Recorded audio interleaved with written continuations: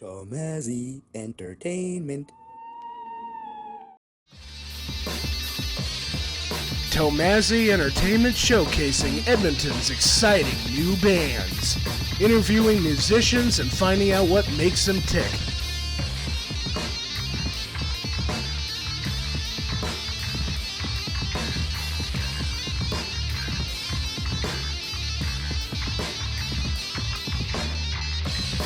Edmonton, behind the mic.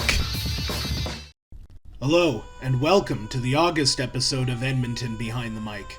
Edmonton has a long and proud history, like winning the Stanley Cup 5 times. The last one would be in 1990. But Edmonton also has its darker days, which has inspired music and bands to take something destructive and turn it into something encouraging and positive. This is one of those bands. All right, so what's your guys' band's name? We are Black Friday. What made you come up with that? Well, we're from Edmonton, so we kind of relate it back to the tornado. It's almost part of like Edmonton's cultural fabric. It was such a big deal back then. It's everybody in the city, if you ask them what Black Friday is, they know what Black Friday is. Did any of your family members get hurt by that or anything? Yeah, I had an uncle that was working down off 17th Street when the tornado came through, and he was pinned up against some machinery. He was beat up a little bit in it, and we have friends that lost some parents and stuff like that. So wow, that's terrible. On July 31st, 1987, an F4 tornado hit the grounds of Edmonton for 1 hour. At 38 kilometers in length and up to 1.3 kilometers wide, the twister cut a swath of destruction. It killed 27 people and injured more than 300. It also destroyed 300 homes. The damage cost from the cyclone was estimated at about $332 million. That would be close to $700 million in 2018 with inflation. With the loss of life, injuries, and destruction of property, this event made it the worst natural disaster in Alberta's history, and one of the worst in Canadian history. You have some albums out. yes, we have 2 albums out. Our first self-titled EP, and then we just released our new second record, or follow-up to that, Darker Days, which we are really excited about. And you released that today, correct? Today, technically, today. Okay. So Today, people could buy it right now online. Yes, it's available. Yeah. It's available on iTunes, Spotify, on all the sites, all the streaming, all the downloading. So it's all the hip places. All the hip places all you kids are getting your music from nowadays. Yeah. All right. Okay. So how did you guys become a band? Well, we were playing together before in our old band, Oceans on Fire, and we ended up changing the format a little bit. One of our guitarists left, and we just kind of continued on. Changed the band name, but continued on the same band. Okay. Has your sound changed since you've been Ocean on Fire to Black Friday? Yes. Yeah, I'd say so. It being a 3-piece is a little bit different. We're a little heavier now, but we still have a lot more hooks, I feel like, than we did in Oceans on Fire 2. Just a little bit different sound. Yeah. Okay. He's being a great hype man right now, my drummer, Matt Smith, right here. All right. You have a third member in the band, which isn't you, I'm assuming. He is our faithful, like, when we need him, he's here for us. This is our beautiful fill-in bass player, Mr. Jeff LaPlante. Hello. He's filling. An understudy. Yeah, he's an understudy. He's filling in for us for this tour. So awesome. he's a lifesaver. We love Jeff. Yeah.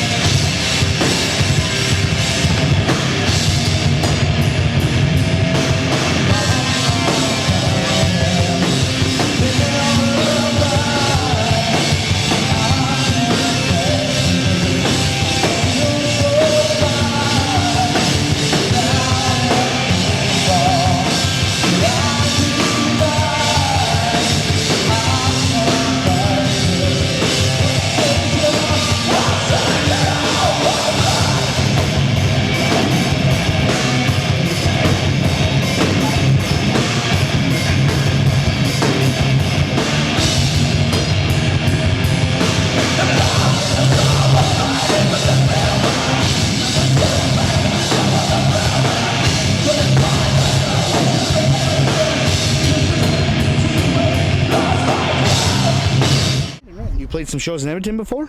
Yes, yeah, we played a bunch. This is our first this year. We were in the studio pretty much right up until spring here, so this is our first Edmonton show of the year, kicking it off, which almost didn't happen when the Forge burnt up there on Monday night.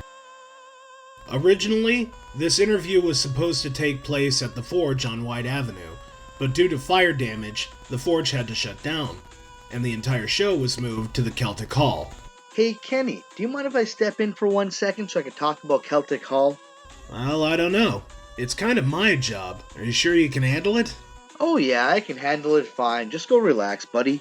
This was my first time to this venue, and I would have to say I was very impressed. Now, it all starts with a really cool entrance that leads into a big hall. And I mean, this room is big, it's huge.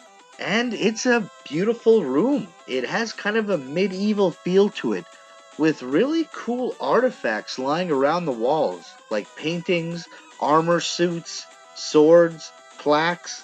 It felt like I was getting a history lesson while I was about to rock out. Another beautiful location in Edmonton. So, Kenny, how did I do? You did okay. Yeah? You really think so? Well, maybe me and you could share the responsibility, like... I said you did okay. Let's not get delusional here. You better just stick to holding the microphone. Oh, okay. Cool. The owners of the Forge have been very courteous to Dylan and to Tomasi Entertainment, from his first interview with ep9 to his last interview with Silence the Machine. On the Forge Facebook page, there's an update that was just released. Tomasi Entertainment wishes the Forge the best of luck, and we hope they get back on their feet very soon. Shout out to Dale for helping us get the sauce set up for today. Yeah, Dale's the owner of the Forge. He's really I met him. Great guy. he's a great Nice. dude. You ask anybody in the scene, Dale helps out everybody. So it's good that at least we got to move some of these shows. He's getting some of these shows moved over, so that helps him out a little bit too. So it's good. Okay. Yeah.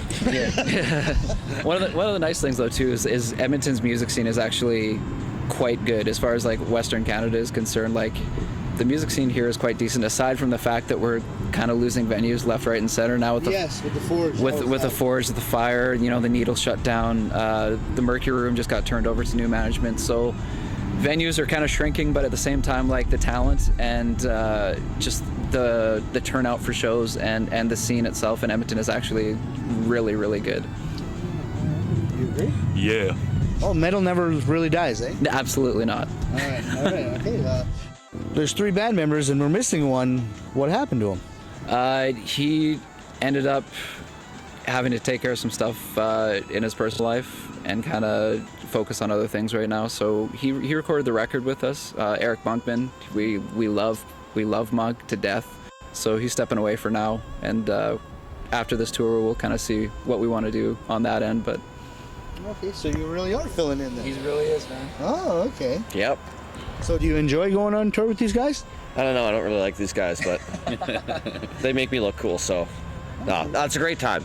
That's why second last year when I did it as well, Brad called up and was like, Jeff, I need your help. I'm like, yeah, no problem, I'll do it. Oh, Yeah, he also came on the road with us last year for a trip out to BC. So It's nice. This time I got a month's worth of practice. Last time it was 8 days before the first show. Yeah, Like literally 8 days. he had 8 days to get him up to speed on our set before we hit the road. So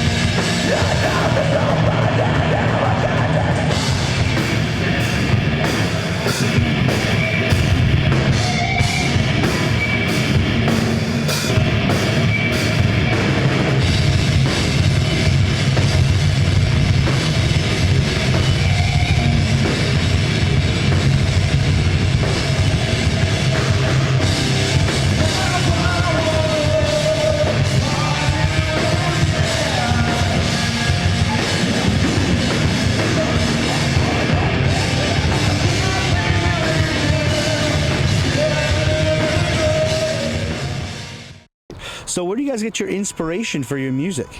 There's a big variety of stuff. I mean, we've written songs. The first single off our first record, we wrote after a friend had actually committed suicide. So it was a little bit heavy because it was one of our good buddy Matt's.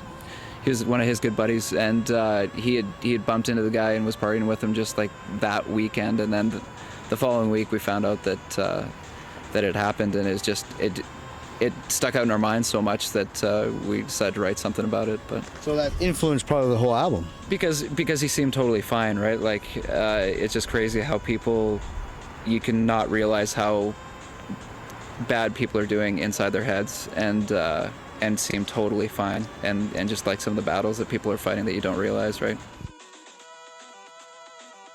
So I heard you just came from Calgary. Yes, we played Vern's Tavern last night in Calgary. So this is like, the dreaded question. If you played in Calgary and you played in Edmonton, which one's better?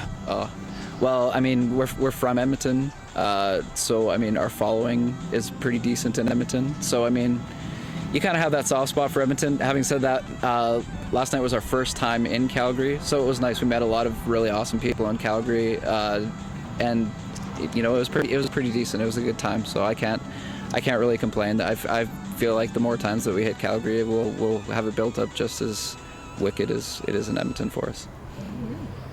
Yeah.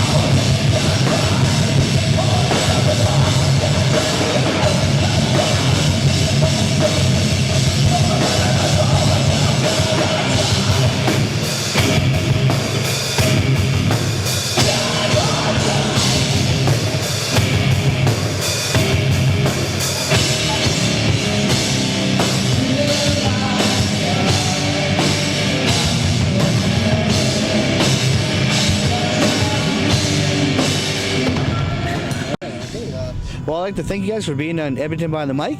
Perfect. Thanks a lot for having us, Dylan. Thank you, sir. Yeah.